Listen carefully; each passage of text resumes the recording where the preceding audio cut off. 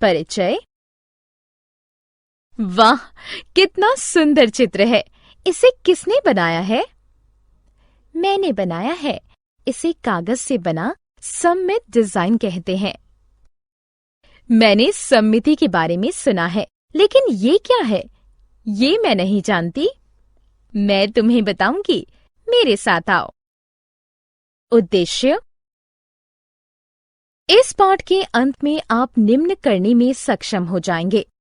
सममित रेखा को परिभाषित करना, दी गई आकृति में सममित रेखा को पहचानना, समबहुभुज की सममित रेखा को समझना, दर्पण रेखा को समझना, घूर्णन सममिति को समझना और दी गई आकृति में घूर्णन सममित के क्रम को पहचानना।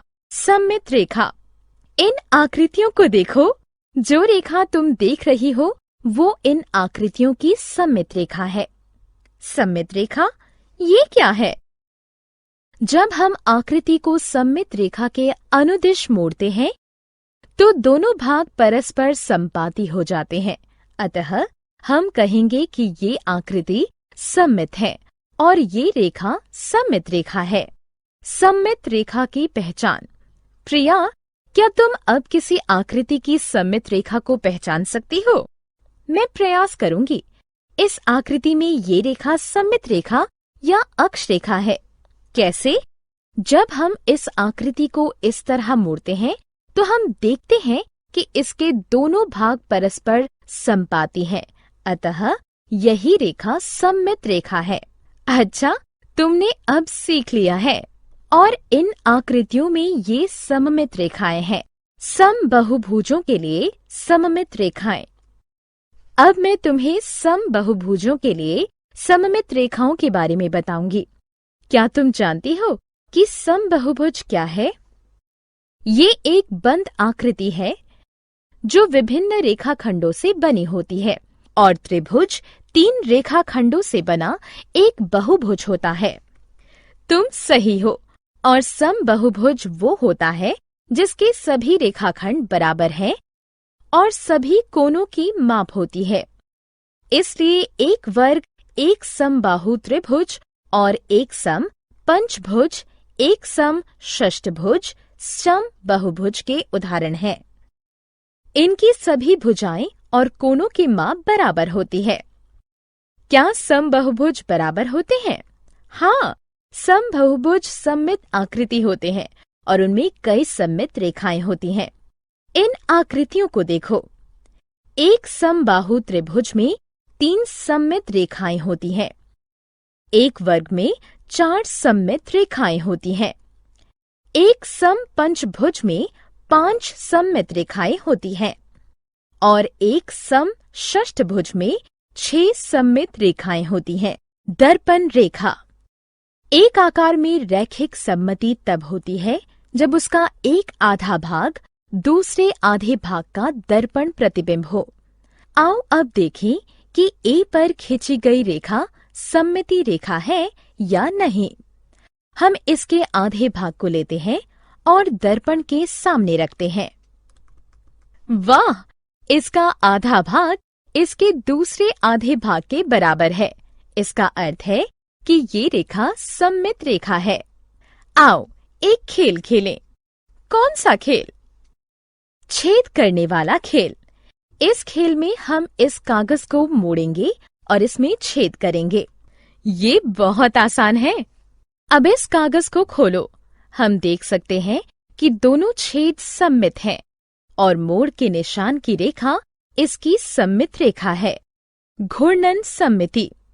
अब इस घड़ी को देखो। ये गोल घूम रही है। इसका अर्थ है कि ये घूर्णन कर रही है।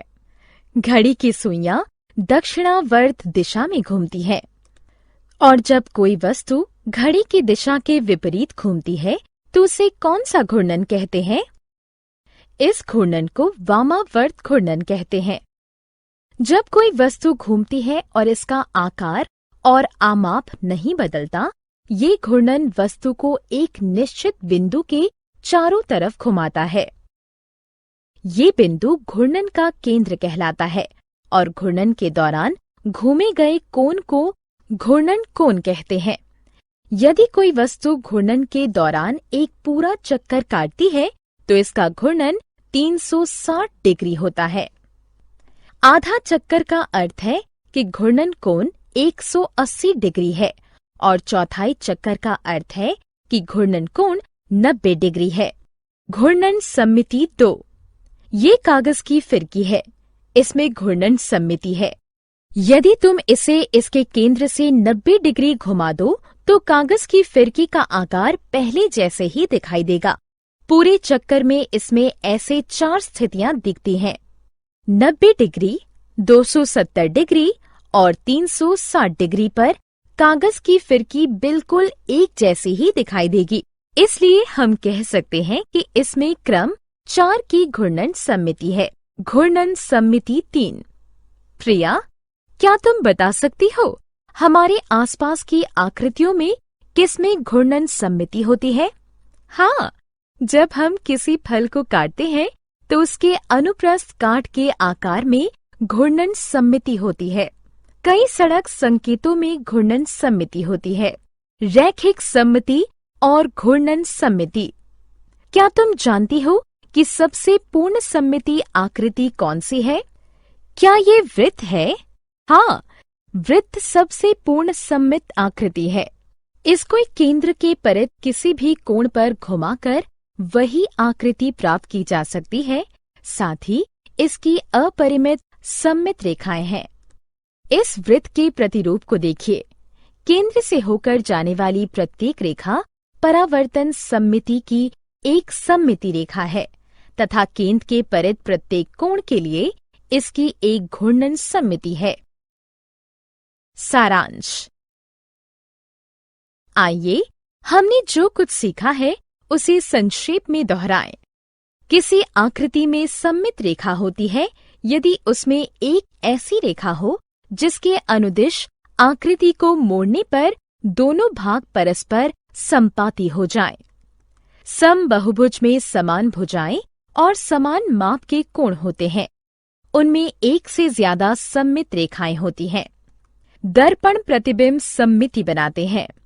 घूर्णन किसी वस्तु को एक निश्चित बिंदु के परित घुमाता है।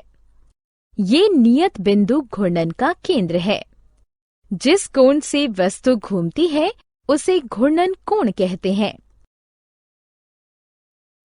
आधे घूर्णन का अर्थ है 180 डिग्री और 1/4 घूर्णन का अर्थ है 90 डिग्री।